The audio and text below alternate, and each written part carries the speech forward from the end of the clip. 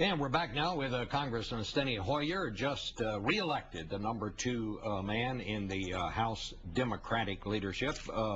Congressman, I want to ask you about tax cuts and a lot of other things, but I got to start with these pat-downs. I mean, this uproar that's going on. Are you hearing any of that, and does the House plan to take any action? Oh, yeah, I think the pat-downs are going to be very controversial. The TSA is, of course, faced with a very difficult problem. They want to keep the airplanes safe. They want to keep us safe as individuals and as air travelers.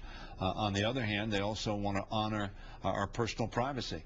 And reaching that balance, it's clear that there's not a consensus on whether they've done that yet.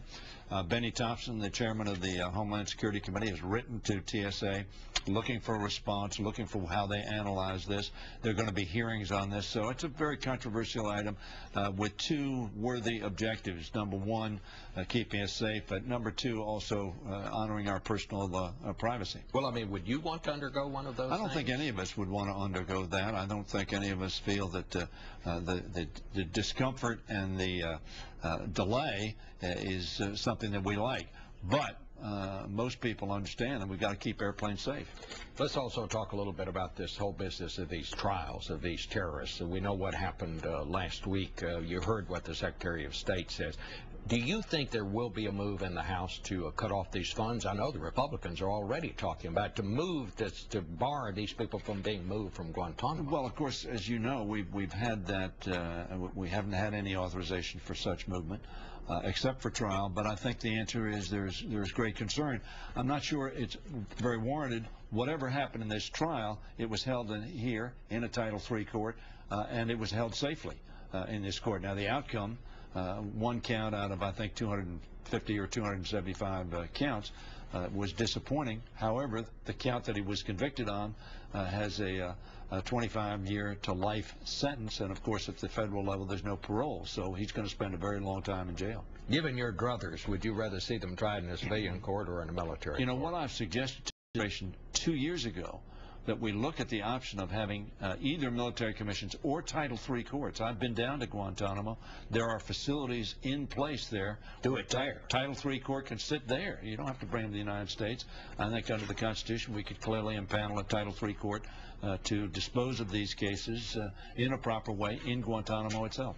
Well, I mean, what would you do? Fly the jury in, or what? Well, we'd have to figure that out. But juries, as you know, are sequestered in many cases, so it wouldn't be much different. And it's a Caribbean island. It's not like you're sending them to an archipelago or Siberia.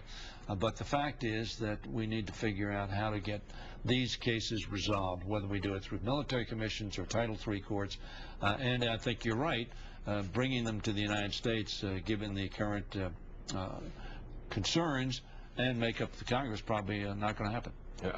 Let's talk a little bit about tax cuts. One of the big things you're going to be dealing with in this lame duck session is whether or not to extend the Bush tax cuts, which expire at the end of the year. Democrats want them for middle and lower income folks.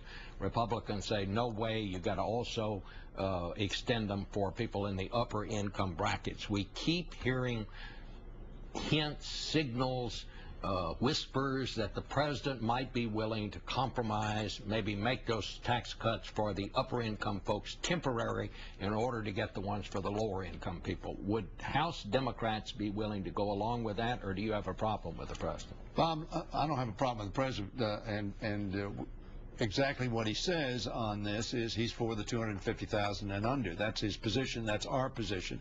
Let me say that this election, as we know, was, in my view, essentially about two things. Number one, we hadn't grown jobs quickly enough. We hadn't grown the economy, and concern about the deficit.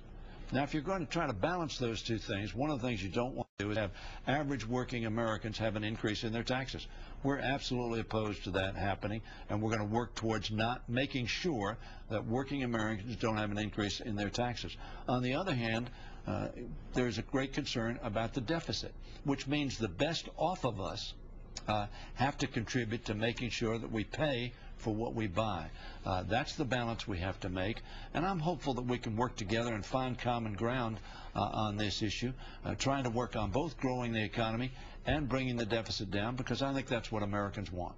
But I'm not sure you answered my question there. Are you willing to compromise on these upper income folks, make those tax cuts temporary in order to get the other ones? I'm not willing to compromise on your show, but what I am willing to do is to say, look, our objective is to make sure that working Americans don't get a tax increase at a time when the economy is still struggling, not growing as fast. If the president On the other hand, we need to said, make sure that we don't give away $700 billion in tax expenditures, which is going to make our deficit even worse. We've got to accomplish both objectives, and I am certainly prepared to try to seek common ground and work with Republicans in trying to get to that objective. If the president came to you and said, Mr. Hoyer, the only way I can get this done and get these Republicans to go along is at least give the upper income folks a temporary extension of the tax cut, what would you say to him? If the president comes to me, and we've had discussions, I'm certainly going to talk to him about how we move the ball forward. As you know, Bob, I'm somebody who believes that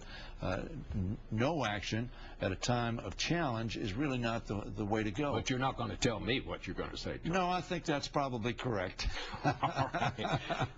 I would just note that Nancy Pelosi says no way, no how on well, that. let me say she's this. Your leader. So you're with her on this? She's the leader of our party. And the fact is that I believe strongly, again, I want to state that working Americans, and we've set the bar at $250,000 for a family and under, should see no increase in their taxes. On the other hand, we have to get at this deficit as well, and those of us who are better off need to help do that. Yes, we've got to cut spending, but we can't keep cutting taxes and expect that not to have an impact on the deficit. It does. So what I'm saying, Bob, is to you or to anybody else is, look, let's try to move forward. We'll talk about how we do that, and we need to get agreement. Are you glad I'm a legislator that knows you got to have 218, and the Senate, unfortunately, you got to have a supermajority. Are you glad that Nancy Pelosi decided to run as leader of the House Democrats? A lot of people thought that she shouldn't. A lot of people thought that you would run for leader if she didn't. Well, had she not run, I would have run for leader, and I think I would have been elected leader. Having said that, this election was, I think, about issues, about concerns and anxiety the American people have, not about personalities. They want us to focus on jobs and growing the economy and bring the deficit down.